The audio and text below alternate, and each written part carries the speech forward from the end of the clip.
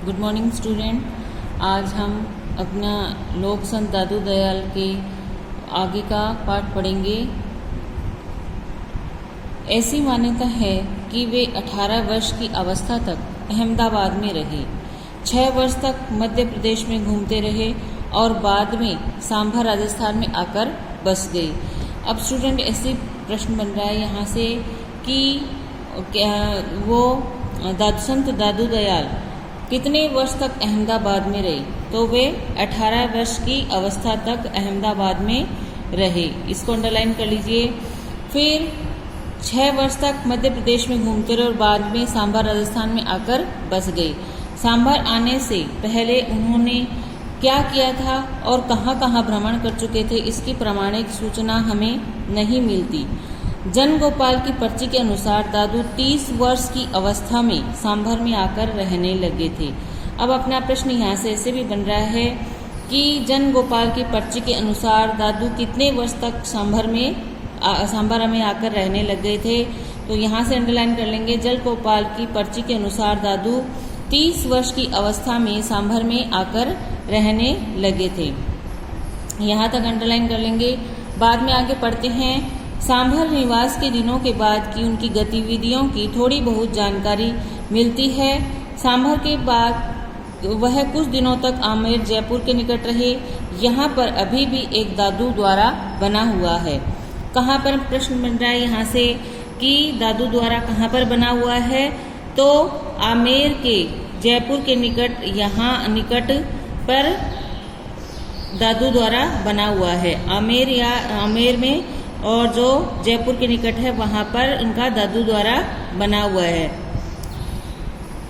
कुछ लोगों का कहना है कि दादू ने फतेहपुर सीकरी में अकबर से भेंट की थी और 40 दिनों तक आध्यात्मिक विषयों की चर्चा भी करते रहे थे। अन्य संतों की तरह दादू दयाल ने भी काफी देश भ्रमण किया था और विशेषकर उत्तर भारत, काशी, बिहार, बंगाल और राजस्थान के भीतरी भागों में लंबी यात्राएं की थी। दादू दयाल ने उत्तर भारत में कहाँ की लंबी यात्राएं की थी, तो यहाँ से अंडरलाइन कर लेंगे। विशेषकर उत्तर भारत, काशी, बिहार, बंगाल और राजस्थान के भीतरी भागों में लंबी यात्राएं की थी। उन्होंने कहाँ की विशेष यात्राएं की थी, तो विशेषकर उत्तर भारत, काशी, बिहार, बंगाल, राजस्थान के भीतरी भागों की लंबी यात्राएं की थी। अंत में वे ये नराणा राजस्थान में आकर रहने लगे, जहां उन्होंने अपनी यह लीला समाप्त की। अब यहाँ से अपना प्रश्न बन रहा है कि संत दादू का देहांत किस स्थान पर हुआ था, तो संत दादू का देहांत भेराणा की पहाड़ी के पास में हुआ था। अंत में ये नराणा राजस्थान में आकर जहाँ उन्होंने अपने ये लीला समाप्त की, तो ये लीला कहाँ पर आकर रहने लगे थे, वो देहांत बेहराना की पहाड़ी के पास में आकर रहने लग गए थे। वो दादू की इच्छा अनुसार उनके शरीर को बेहराना की पहाड़ी पर स्थित एक गुफा में रखा गया था। दादू की अंतिम इच्छा क्या थी कि उनके शरीर को बेहराना की पहाड़ी पर रखा जाए, तो उनकी इच्छा अनुसार उनके शरीर को बेहराना की पहाड़ी पर स्थित एक गुफा में रखा गया, जहां इन्हें समाधि भी दी गई। इस पहाड़ी को अब दादू खोल कहा जाता है, जहां उनकी स्मृति में अब भी मेला लगता है। इसको आप अंडरलाइन कर लेंगे। दादू की इच्छा अनुसार से लेके और दादू खोल कहा जाता है, यहाँ तक आप लोग इसको अंडरलाइन कर लेंगे। दादू खोल किसे कहा जाता है, तो इसका आंसर ये होगा जो हमने अभी अंडरलाइन किया है। आगे पढ़ते हैं। जहाँ उनकी स्मृति में अब भी मेला लगा करता है, सांभर से ही दादू दयाल की भक्ति साधना आरंभ होती है। यहीं से उन्होंने उपदेश देने शुरू किए थे और यहीं पर उन्होंने ब्रह्म संप्रदाय की स्थापना की थी। तो दादू ने, यहाँ से प्रश्न बन रहा है कि दादू ने किस संप्रदाय की स्थापना की थी और उसे अब क्या कहा जाता है, तो दादू ने परब्रह्म संप्रदाय की स्थापना की थी। यहाँ से अंडरलाइन कर लेंगे। उन्होंने परब्रह्म संप्रदाय की स्थापना की थी और जो दादू की मृत्यु के बाद दादू पंथ कहा जाने लगा है। प्रश्न बना अपना, दादू ने किस संप्रदाय की स्थापना की थी, और उसे अब क्या कहा जाता है, तो उन्होंने ब्रह्म संप्रदाय की स्थापना की थी, जो उनकी मृत्यु के बाद दादू पंथ कहा जाता है। दादू ने अपनी रचनाओं में अपने परिवार और पारिवारिक स्थिति का जिक्र किया है। उन्होंने लिखा है, दादू रोजी राम है, राजिक रिजक हमार, दादू उस प्रसाद सो, पोषो सब परिवार। ऐसा लगता है कि किसी जिज्ञासु व्यक्ति ने दादू से सीधा सवाल पूछा था कि आपका खाना पीना कैसे चलता है, आप अपने परिवार का भरण पोषण कैसे करते हैं, अर्थात आपकी आय के साधन क्या है। यहाँ तो चारों ओर अभाव ही अभाव दिखाई दे रहा है। इस जिज्ञासा को शांत करने के लिए दादू ने कहा कि राम ही मेरा रोजगार है, वही मेरा संपत्ति है, उसी राम के प्रसाद से मैं परिवार का पोषण करता हूँ। इन पंक्तियों से यह अनुमान सहज ही लगाया जा सकता है कि यह ऐश्वर्य का बोलबाला नहीं है, गरीबों का साम्राज्य है। यह बात यहाँ रेखांकित करने लायक है कि दादू को अपनी गरीबी से कोई शिकायत नहीं है। इसे सहज जीवन स्थिति मानकर उन्होंने स्वीकार कर लिया है। गरीबों की पीड़ा का बोध और उससे उत्पन्न आक्रोश दादू की रचनाओं में कहीं भी नहीं मिलता है। इन पंक्तियों में भी उनका जो राम नाम के प्रति जो लगाव है वो देखने को मिलता है। उन्होंने कहा है कि दादू रोजी राम है, राजिक रिजक हमार। दादू दयाल कहते हैं कि दादू है राम ही मेरा रोजगार है और वही मेरी संपत्ति है, राजिक रिजक हमार, और वही मेरी जो धन संपदा है वो ही मेरी संपत्ति है, राम नाम ही मेरी धन संपत्ति है। दादू उस प्रसाद सो, पोषो सब परिवार, और इसी राम के प्रसाद से मेरे परिवार का पोषण होता है, यानी उसी राम नाम के प्रसाद से मैं अपने परिवार का पालन पोषण करता हूँ। ये यहाँ से एक प्रश्न बनता है कि जब किसी जिज्ञासु व्यक्ति ने दादू से उनसे रोजी रोटी के बारे में सवाल पूछा तो उन्होंने क्या जवाब दिया, तो यहाँ से आप इसको भी अंडरलाइन कर लेंगे। यहाँ से लेके और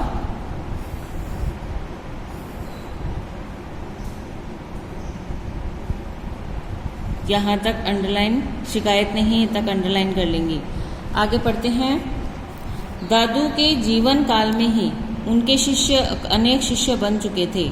उन्हें एक सूत्र में बांधने के विचार से एक पृथक संप्रदाय की स्थापना होनी चाहिए, यह विचार स्वयं दादू के मन में आ गया था और इसलिए उन्होंने सांभर में पर ब्रह्म संप्रदाय की स्थापना कर दी थी। कि उन्होंने दादू के जीवन काल में उनके अनेक शिष्य बने थे, उसमें कुछ हिंदू भी थे, कुछ मुसलमान थे, तो उनमें उनको एक सूत्र में बांधने के लिए उनके मन में एक विचार आया कि एक अलग संप्रदाय की स्थापना होनी चाहिए। इसी विचार को उन्होंने साकार रूप देते हुए सांभर में पर ब्रह्म संप्रदाय की स्थापना की। यहाँ से अंडरलाइन कर लेंगे आप, दादू के जीवन काल में यहाँ से लेके और स्थापना कर दी थी यहाँ तक। नेक्स्ट आगे बढ़ते हैं। दादू की मृत्यु के बाद उनके शिष्यों ने इस संप्रदाय को दादू पंथ कहना शुरू कर दिया। आरंभ में इनके कुल 152 शिष्य माने जाते रहे हैं। अब प्रश्न यहाँ से 1 नंबर का ये भी बन रहा है कि संत दादू दयाल के आरंभ में कुल कितने शिष्य थे, तो यहाँ से अंडरलाइन करेंगे आप। आरंभ में इनके कुल 152 शिष्य माने जाते हैं, यहाँ तक। फिर आगे पढ़ते हैं। इनके शिष्यों के थांबे प्रचलित हुए। इनके थांबे अब भी अधिकतर राजस्थान, पंजाब, हरियाणा में हैं। इस क्षेत्र में अनेक स्थानों पर दादूदारों की स्थापना की गई थी। उनके शिष्यों में गरीबदास, बन्ना, रज्जब, सुंदरदास आदि प्रसिद्ध हुए। अब यहाँ से प्रश्न ये भी बन रहा है कि जो उनके शिष्य हुए थे, उनके थांबे थे, वो कहाँ पर हैं, तो इनके थांबे अब भी अधिकतर राजस्थान, पंजाब, हरियाणा में हैं और इस क्षेत्र में अनेक स्थानों पर दादू द्वारा की स्थापना की गई थी और इनके शिष्य में गरीबदास, बन्ना, रज्जब, सुंदरदास आदि प्रसिद्ध हुए। यहाँ तक अंडरलाइन कर लीजिए।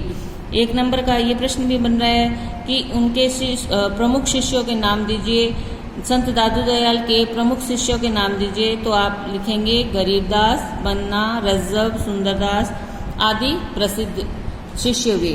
आगे पढ़ते हैं। संत दादू दयाल के स्मारक रूप में विशिष्ट स्थानों में सर्वप्रथम स्थान करडाला व कल्याणपुर प्रसिद्ध है, जहां उन्होंने पहली बार काफी समय तक साधना की थी।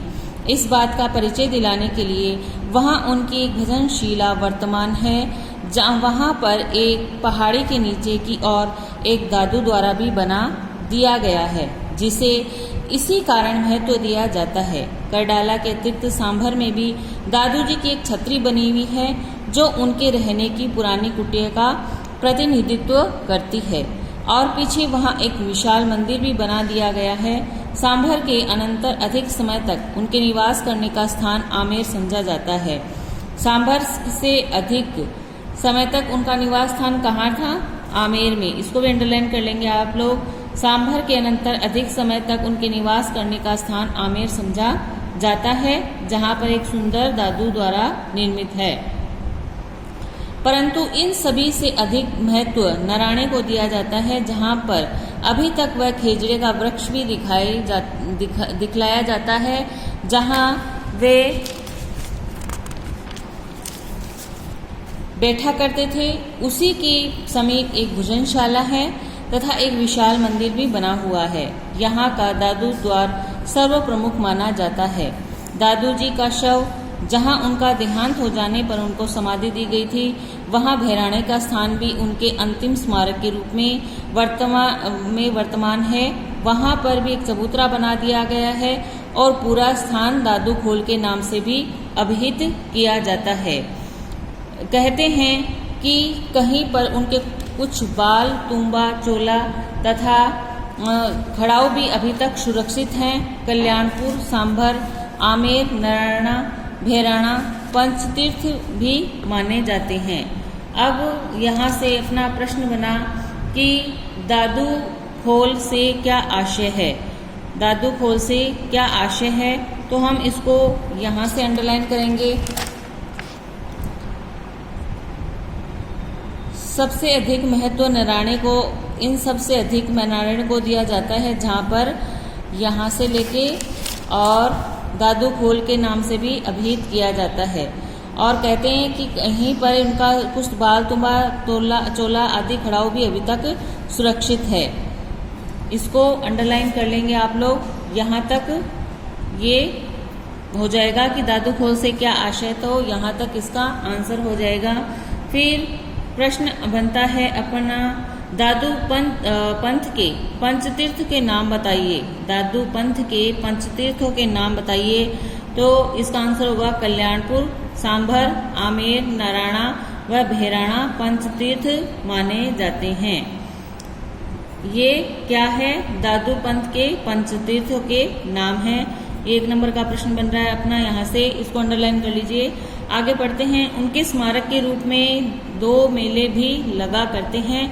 इनमें से एक नराणे में प्रतिवर्ष फागुन सुदी पंचमी से लेकर एकादशी तक लगा रहता है, जिनमें प्राय सभी स्थानों के दादू पंथी इकट्ठा होते हैं।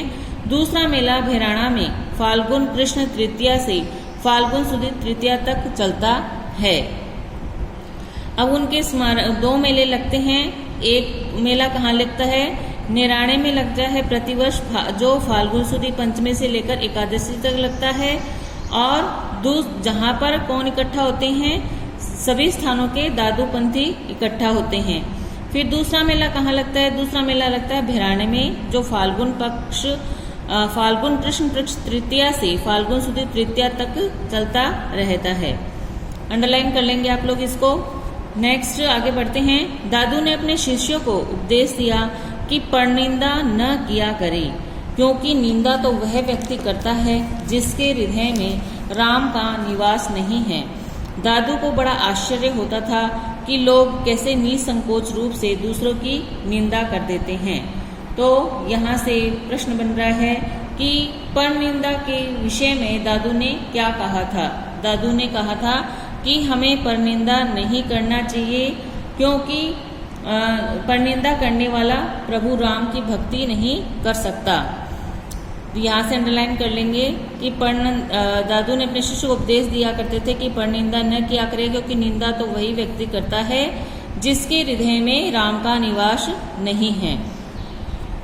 नैदंत सब लोग विचारा, हमको भावे राम प्यारा, नरसस से निर्दोष लगावे, ताथे मौको अचिरज पावे, दुविधा दोई पशु तहरत आजे, तासिन कहत गए रे ये, निर्वेरी निहकामी साध, तिसरी देत बहुत अपराध, लोहा कंचन एक समान, तासनी कह करत अभिमान, नंदा स्तुति एक करी तोले, तासो कहे अपवाद ही बोले, दादू निंदा ताको भावे, जाके हृदय राम नहीं आए, कि निंदा वही व्यक्ति करता है जिसके हृदय में राम का निवास नहीं होता। दादू इतने शांत स्वभाव के थे कि वे किसी विवाद में उलझे ही नहीं। निंदा स्तुति को उन्होंने समभाव से ग्रहण कर लिया था। किसको उन्होंने समान भाव से ग्रहण किया था? निंदा और स्तुति को। इसको भी अंडरलाइन कर लेंगे, ये भी 1 नंबर का प्रश्न है कि उन्होंने निंदा और स्तुति को समभाव से यानी समान भाव से ग्रहण कर लिया था। उनके शिष्य हिंदू और मुसलमान दोनों थे। उन्होंने अपने आचरण और उपदेश द्वारा पूरी मानवता के लिए एक समान पंथ का आविष्कार किया। उन्होंने अपने विरोधियों से बहस कम की और समर्थकों को सलाह ज्यादा दी। विक्रम संवत 1660 सन 1603 ईस्वी जेठ बदी अष्टमी शनिवार को उन्होंने अपनी यह लीला समाप्त कर ली। अब यहाँ से प्रश्न बना कि संत दादू की यह लीला कब समाप्त हुई थी? संत दादू की यह लीला जेठ बदी अष्टमी शनिवार को और विक्रम संवत 1660 सन 1603 को हुई थी। यहाँ से अंडरलाइन कर लेंगे आप लोग। विक्रम संवत 1660 से जेठ बदी अष्टमी शनिवार को उन्होंने अपनी यह लीला समाप्त कर ली। तो स्टूडेंट अपना पाठ यहाँ पर समाप्त हो रहा है। मैंने आपको जो महत्वपूर्ण बिंदु रेखांकित करवाए हैं, कृपया आप उन्हें ध्यान से पढ़ ले और कोई बात समझ में नहीं आई हो तो मेरे से फ़ोन करके या मैसेज करके पूछ लीजिएगा। Thank you. Have a nice day.